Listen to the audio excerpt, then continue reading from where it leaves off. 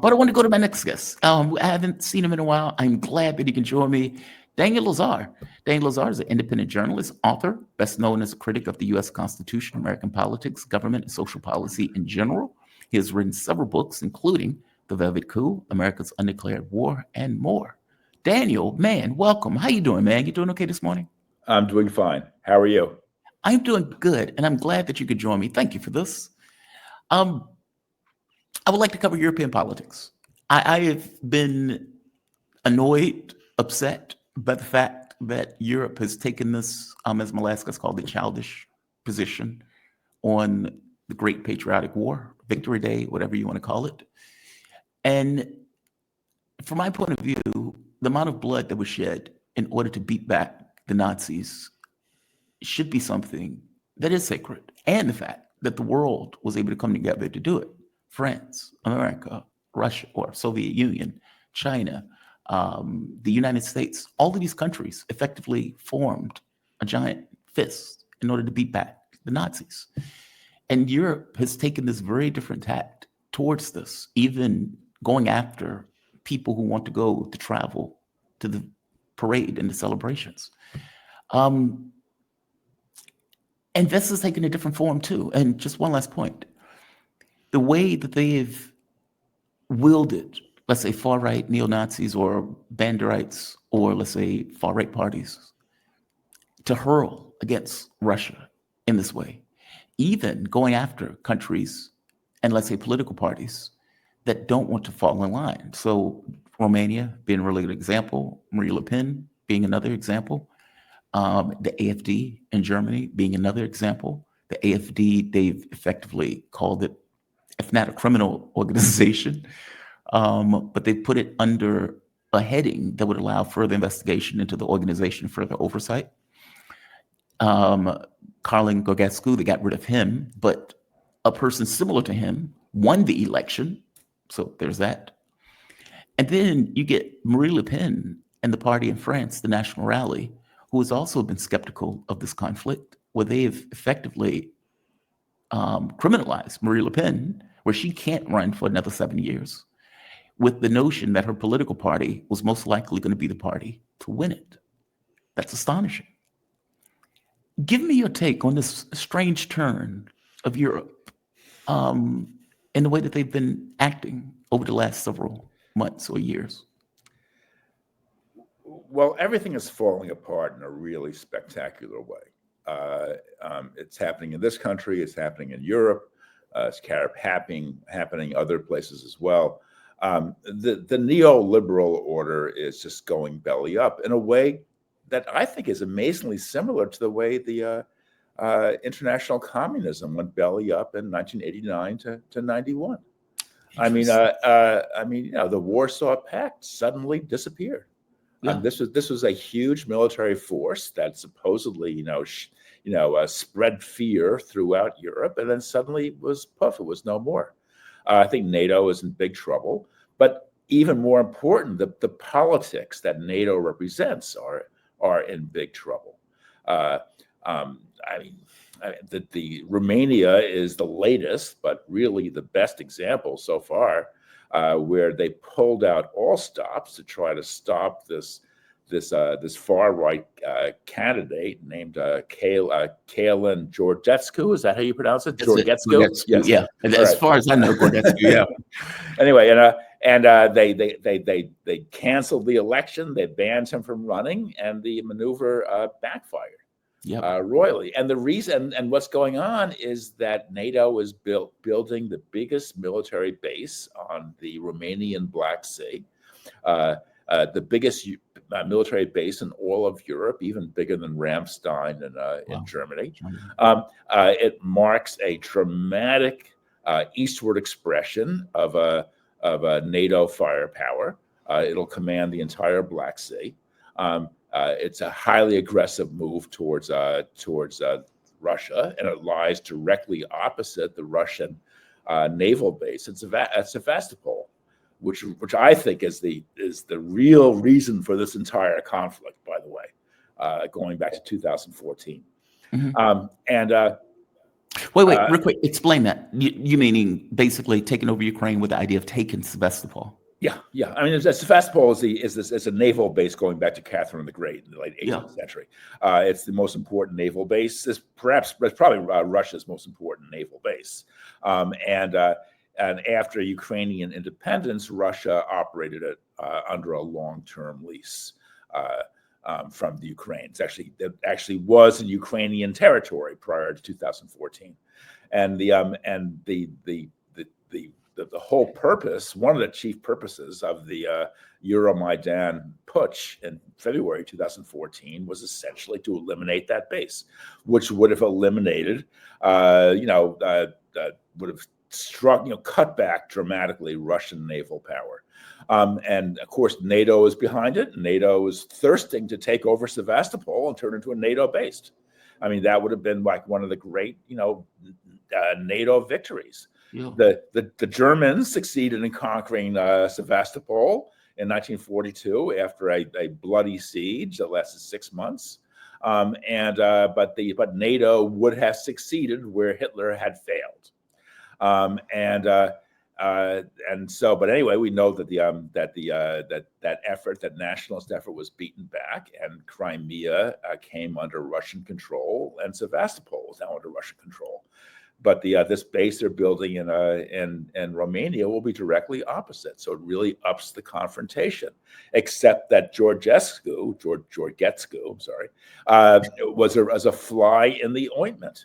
Yeah. He was highly NATO critical and appalled by the war in the Ukraine, and not unfriendly to Russia. And he was the leading candidate. So they zapped him, got him out of the race, but with the effect that a surrogate won handily. There's a runoff is still to go, but it looks like the surrogate George Simeon will win. Yeah. So it's a complete backfire, and the neoliberals just made fools of themselves. They wound up looking awful, but that's the stories repeated over and over and over again. From throughout the West. Yeah. I mean, the Democrats, made themselves, look awful. I mean, by the Joe Biden scandal was one of the great cover-ups. It made Watergate look like small potatoes. I mean, you had this walking cadaver in the White House, and everybody. It was a Weekend at Bernie's. That's everyone. One of my favorite movies. That's that one. The image everyone invokes, but it was all covered up, but the Democrats wound up paying a huge price for that, a huge price. So walking cadaver, it's hilarious. I'm sorry. It's okay. It's okay. So so we have Trump. We have the attempt to bar Le Pen. Which I'm sure will have the same effect. Mm-hmm. We have the AfD, which is surging in the polls, and the German establishment is moving to try to bar them as well. We had the Merz, who stumbled badly on the way to his confirmation as chancellor, which was a real embarrassment. We have the Reform Party, Farage is in a Reform Party surging in Britain. So this old neoliberal establishment is just crumbling with amazing speed. Do you think it's because, for the most part, you have a bureaucracy that's over, let's call them democracies or republics, for lack of a better word, parliamentary democracies, and the public gets what they're doing on some level, meaning they see, okay, these guys are gearing up for war. And when you get Keir Starmer and they ask him directly, hey, you realize, are you really prepared for a nuclear war with Russia? And he says, well, we need to stand up to the Russians. And it's like, okay, well, dude, you didn't really answer that, right? And people could see and say, whoa, this guy is gearing up for war, where the public is not on board for this. Like, meaning the leaders, maybe you may get a Macron or Starmer or even Merz in Germany, that may be gun-ho for some kind of military conflict with Russia, and you may even get the United States that is willing to feed Europe to the Russians. But the public itself, who has family members that's lived through the Second World War, it's like these people are out of their minds. In which case, they try to take democratic options to change it, and you get this kind of bureaucratic structure that is trying to stop these democratic movements, in which case those democratic movements harden, they get stronger. Like, let me ask you this way. I'm saying too many words. If indeed Europe seems to be gearing up for war, which it seems like they are, I mean, they're increasing military spending, as you pointed out, the base on the Black Sea in Romania. Do you think they're going to even be able to do that? I mean, considering what seems to be movements in these countries that seems to be against what these bureaucrats are trying to accomplish? The answer is no. I think that Europe is much too divided. I think it's fracturing at this point. Countries like Romania, Hungary, and then France and Britain are pulling in one direction. The Baltic states and Poland are pulling in another direction. By the way, the far right is also making great gains in Poland as well. Mm-hmm. So the region is fracturing, and I don't believe that they have. I don't believe that the EU NATO political structure is in any way capable of waging a war. It's just too cumbersome, too unwieldy, too unresponsive. It's a rickety mess. It's a house of cards. Yeah. But this war, World War III reminds me of World War I. Which sort of came out of nowhere. I mean, did one person in 1,000 understand what was at stake in Sarajevo in June 1914? Not one in 1,000. In fact, historians are still puzzling over what happened. But suddenly, out of nowhere, this obscure dispute involving Austria, Russia, and this one crazy little country called Serbia, suddenly blew up and consumed the entire continent. Now, not one person in 1,000 today understands where this dispute in the Ukraine came from. I mean, they have no idea. I mean, how did a border war, a border conflict, and a right-wing coup, how is this pitching all of Europe into a military crisis? Mm-hmm. I mean, the war in the Ukraine is it's equally as obscure and as stupid as World War I. But yet there seemingly is no way out of this mess. That's just right. As there was seemingly no way out of the other mess in 1914 to 1918. That's disturbing. I mean, I hope you're right that Europe is too much of a basket case to organize themselves into this kind of front. Give me your take on something else. Donald Trump is trying to pivot to China, but he's simultaneously trying to get Europe to effectively control and bolster NATO with this notion of division of concerns.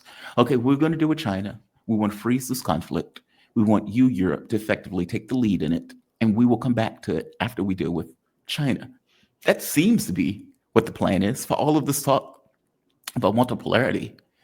The U.S. doesn't seem to be giving up this notion of hegemonic control, even if they're using the language of multipolarity. What is your take on that? Well, I think a showdown with China is extraordinarily dangerous. I think that a military conflict with China would be disastrous, beyond comprehension. Yeah. And I think that Trump understands that. I mean, one thing we know about Trump is that Trump is militarily somewhat cautious. He's not like Joe Biden. I mean, Joe Biden gave an interview a couple of days ago where he talked about the war in the Ukraine, and the guy is just a fool. Yeah. I mean, he dredged up all this anti-Soviet rhetoric. He said that that Putin wanted to carry Soviet conquests back towards the West. It was just ridiculous. So Trump is 10 times smarter than Biden. But the problem is that Trump is also a fool and could very easily stumble into a war with China. I mean, Trump's statement about World War II, his Victory Day statement, was extraordinary. I mean, the ignorance, the vicious ignorance, is just amazing. I mean, to say that the U.S. won the war and therefore, deny 25 million or so Soviet war deaths. I mean, what is this other than Holocaust denial, right? Yeah. I mean, it's the same thing. It's Holocaust denial times 4. The Soviet contribution to the defeat of Nazism is extraordinary. If ever there was a heroic moment in history, it was the Soviet war against the Nazis. And I'm believe me, I'm no Stalinist. I'm critical of Stalin to the nth degree. But what the Soviet people accomplished was extraordinary. We all stand in awe of their achievements, and to have Trump talk this way on the eve of the Victory Day celebration in Moscow is just it's extraordinary. I'm sure Putin is furious, and I'm sure this locks Putin and Xi together in an ever tighter alliance because they know that they're just dealing with a crazy man. Yeah, Beaver's book, Berlin and Stalingrad, those books are just illuminating.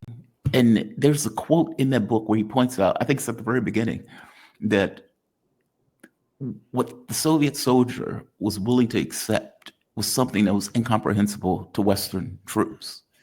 And his reason was, like, Western troops at a certain point feels like, okay, I've expended enough. I've done enough for my country. I've done enough in order to say, I'm good and I can surrender. And that really wasn't the case on the Eastern Front. There was no surrender. You were either going to die or you were going to fight. And in which case you had to continue to fight, regardless of the circumstance, regardless of the situations that you were in. I mean, it's incomprehensible. And so for Trump to say that nonsense, that America, who lost, 200,000 people, won the war, is absurd. It's just absurd. But it's also profoundly offensive. It really is. I mean, it's as if someone said that that slavery was a picnic or that the Holocaust never happened. Mm-hmm. It's just extraordinary. And as I said, the Russians have reason to feel profoundly insulted and offended, and the Chinese did too. Yeah. I mean, the Chinese were part of this war effort. I mean, the Chinese casualties are actually even higher than the Russian Soviet casualties were, and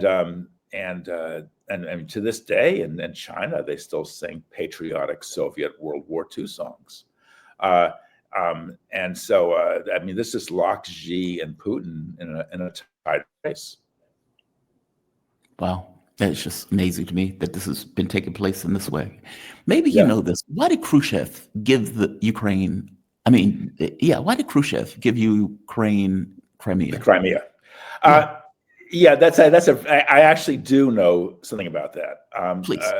First of all, Khrushchev was of the opinion that the old Soviet republics didn't matter. That essentially the Soviet people had merged into one, Homo Sovieticus. That's the phrase, and so therefore, Ukrainians, Russians, there was travel back and forth. If you visited Leningrad or Moscow, you saw Central Asians. If you went to Kiev, you saw Russians. So Khrushchev believed that the old national boundaries in between Russia, Ukraine, didn't matter any more than a boundary between New Jersey and New York matters, right? And so but also there were certain administrative things. They were building a large dam on the Dnieper River. They thought that the administration would be easier if it was under Ukrainian control. So it was a purely administrative maneuver, and also, it was seen as a gift to the Ukraine. But also, someone also might argue that that in a more Machiavellian way, that by folding in Russian population into the Ukraine, you would essentially diminish Ukrainian national sentiment. So those are all a bunch of different reasons. But in 1954, Khrushchev gifted the Crimea to the Ukraine. But it didn't matter until after independence. Then suddenly it mattered a great deal. The boundary between New York and New Jersey doesn't matter at all. But if those two states became somehow independent and were at war with one another, then suddenly it would matter enormously. But all of those things at one point under Tsarist Russia were Russia. And as you pointed out, the Sevastopol goes back to like 100, 200 years. I mean, more than 200 years. It's as old as this country. It goes back to the 1780s. Wow. It's just wild to me that this is historical context, right? That is lacking when we talk about this stuff. And it's just wild to me. That's all. But also the Crimea, though, was no one ever considered the Crimea to be part of the Ukraine. I mean, linguistically, geographically, it was always seen as part of Russia. But the transfer of the Ukraine was an insignificant detail that no one bothered about until suddenly everyone bothered about. And also since independence by the Ukraine, since independence in 91, the Crimea has been pushing nonstop for reunion with Russia. With Russia. Yeah. Wow, that is fascinating. How do you think this war is going to ultimately end? I mean, there was a lot of, I got to be honest, I was optimistic when Trump got in, because Trump kept saying, I want to end the war, I'm going to end the war. And then I saw his peace deal and I was like, okay, this is ludicrous. He's not trying to end the war if this is the deal that he's coming up with. The Russians are winning on the battlefield. Trump acknowledges it's a proxy war. He acknowledges that in 2 or 3 years, Russia's going to take it all. That's assuming they even want it all. I don't think they do, but whatever. Which means you're acknowledging that you've effectively lost a proxy war. And yet he's putting out a deal from a position of strength that he doesn't ultimately have. Okay. Please give me your take on this. I mean, ending the war is simultaneously very easy and supremely difficult. Yeah. I mean, the simple solution is Finlandization. First of all, as you know, Finland and Russia fought a nasty little war in 1939 to 40. In the snow, people in skis. Yeah. What is it? The line? I can't think of the name of the guy. I can't think of the line, but please continue. Okay. And Russia, the Soviets eventually won, but the Soviets, their military performance was really pretty disgraceful. Oh yeah. And then in 1941, Finland joined the Nazi offensive against Russia, and Finnish troops took part in the siege of Leningrad, in which roughly 1 million civilians died from starvation. And then in 1944, when Finland saw which way the wind was blowing, it changed sides. So afterwards, Finland, stood to be severely punished by the Soviets for taking part in the siege of Leningrad. But the Soviets actually hammered out a fairly good arrangement where the Finns were told that that their foreign policy should be very careful in terms of foreign policy, not to offend the Soviets. So therefore, every year the Finnish post office issued a postage stamp on Lenin's birthday. And they were. Are you serious? Oh yeah. And the Finnish Communist Party was a major force, and the Finnish president would be chosen with not the prime minister, but the president, would be chosen so he would not offend the Soviets, and they were studiously neutral in terms of foreign policy. Right. But this was a golden age for Finland. Its economy became one of the richest in the world. I was actually there in 1972. It was. Were you? Oh yeah, it was a glorious place. A glorious place. I mean, the people are gorgeous. The countryside is gorgeous. The farms were overflowing with produce. The cities were modern. It was completely culturally free. It was glorious. But they lived next door to a big powerful neighbor, and they had to sort of tread somewhat cautiously. But you don't think it's any different from than Mexico? Mexico doesn't have to tread cautiously with the United States, and so so that is the outcome. I mean, essentially, Ukraine has got to recognize that those Western territories are gone for good. The Eastern territories, I'm sorry, just as Finland relinquished territory to the Soviets. It's got to demilitarize, say goodbye to NATO. Membership in the EU, I suppose, is a possibility. That's up for negotiations. That's less provocative. Yeah. And they've got to debanderize. Get rid of all those Nazi street signs and Nazi monuments, and no longer have stop children in schools singing, Ukraine is my mother, Bandera is my father. So they've got to denazify and essentially acknowledge that they will be sensitive to Russian, priorities. The same thing that Finland did, and the same thing that Mexico does. I mean, this is this is the way international politics works, but they will not do that. In fact, if Zelensky does give up those territories, essentially the Azov battalion, this is the neo-Nazi battalion that is increasingly powerful within the Ukrainian military, will string him up from the nearest lamppost with a sign around his chest saying, Jewish traitor.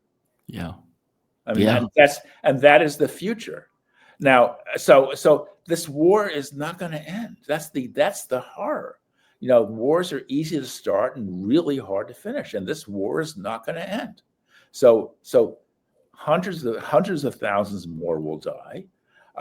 Eventually, the Ukraine will crack under the pressure, and Russian forces will advance.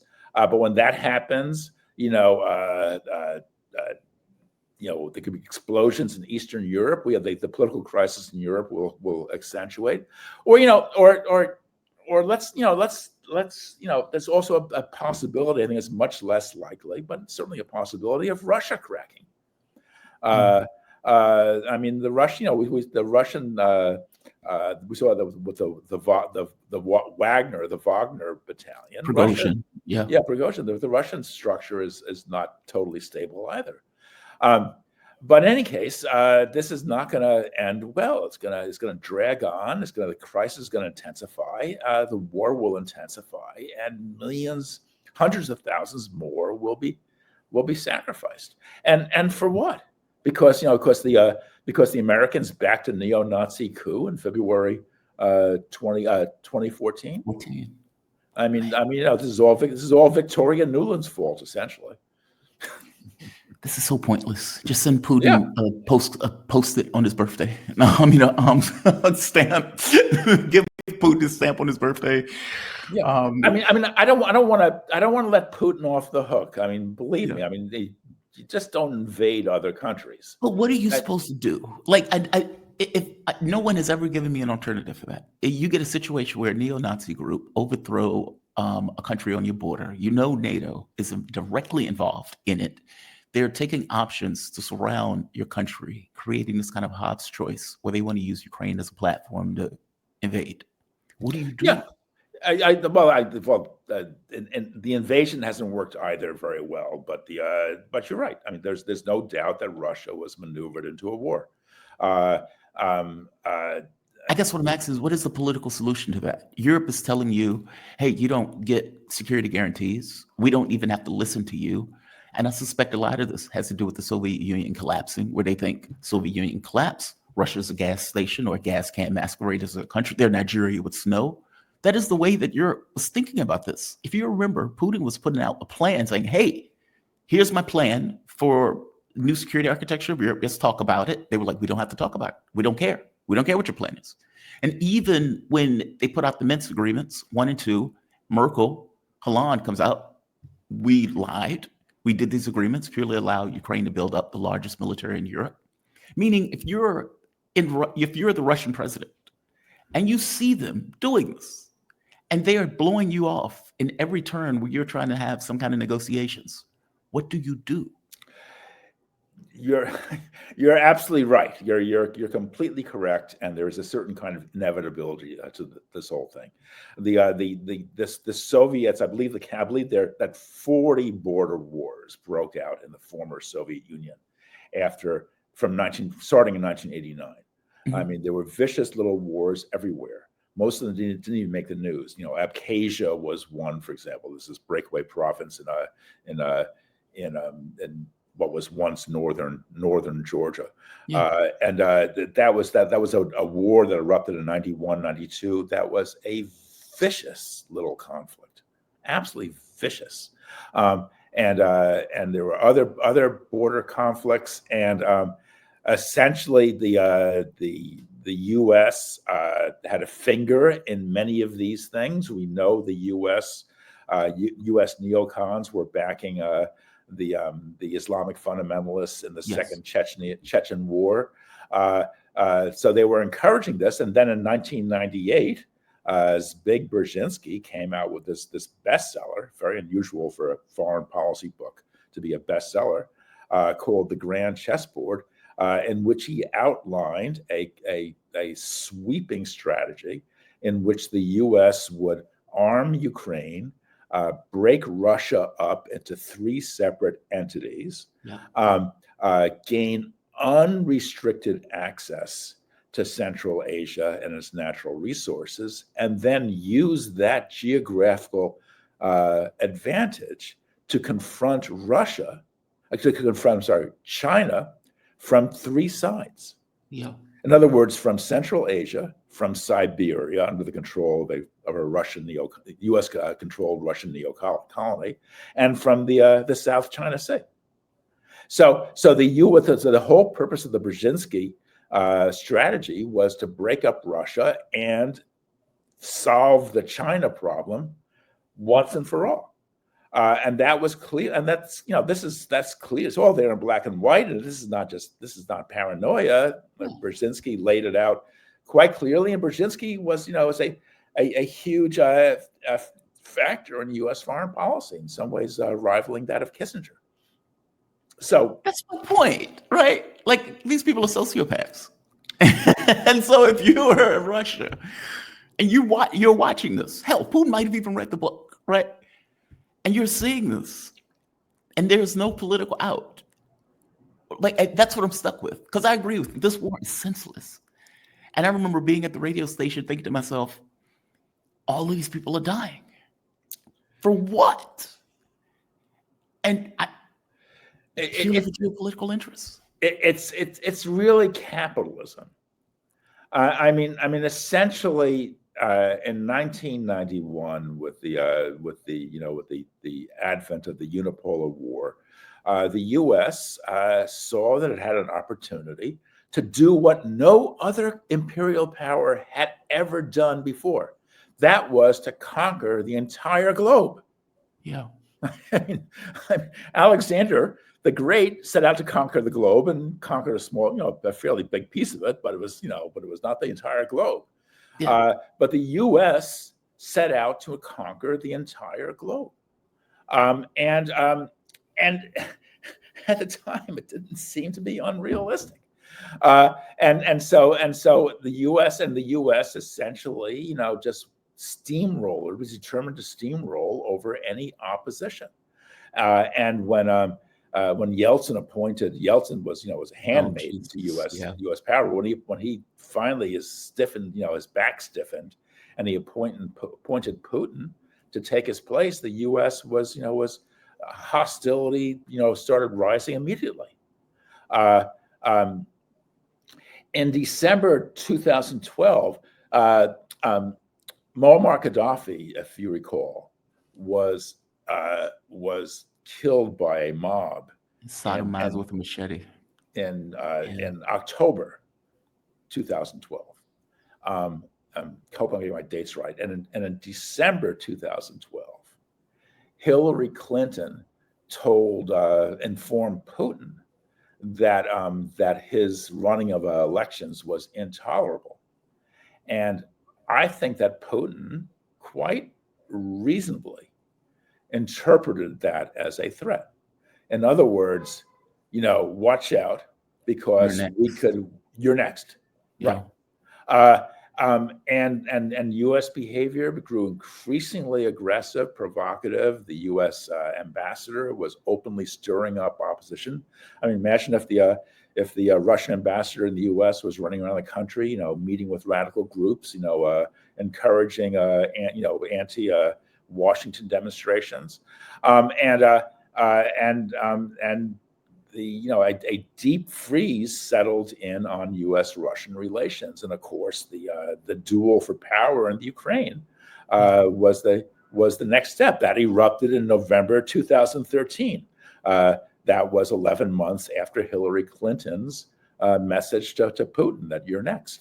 And so, and as we know, that the neocons were in the front line, of that effort. Even as the New York Times for one example, was reporting that that far right fascist elements were leading this budding coup d'état, but the U.S. pressed on relentlessly. And then the result was that the Ukraine fractured, and the eastern territories broke away, and suddenly, there was war. But the U.S. there was war because the U.S. wanted Russia to just collapse before this American steamroller, and when Russia didn't, the U.S. amped up the firepower. Daniel Lazare. Daniel, fantastic interview. Thank you for this. I really appreciate it. We have a great crowd, and the crowd kept growing the more you talk. Just like up and up and up and up. Thank you for this, man. I really appreciate it. Great breakdown, great historical context, all of it. Just fantastic. Daniel Lazare, independent journalist, author, best known as a critic of the U.S. Constitution and American politics, government, and social policy in general. He's written several books. Definitely check him out. The Velvet Coup, America's Undeclared Empire, and more. You can follow Daniel on X at DHLazare. You can find his column on weeklyworker.co.uk and many other locations. Daniel, man, fantastic. Thank you for this. Thank you. You have a good day. Same to you.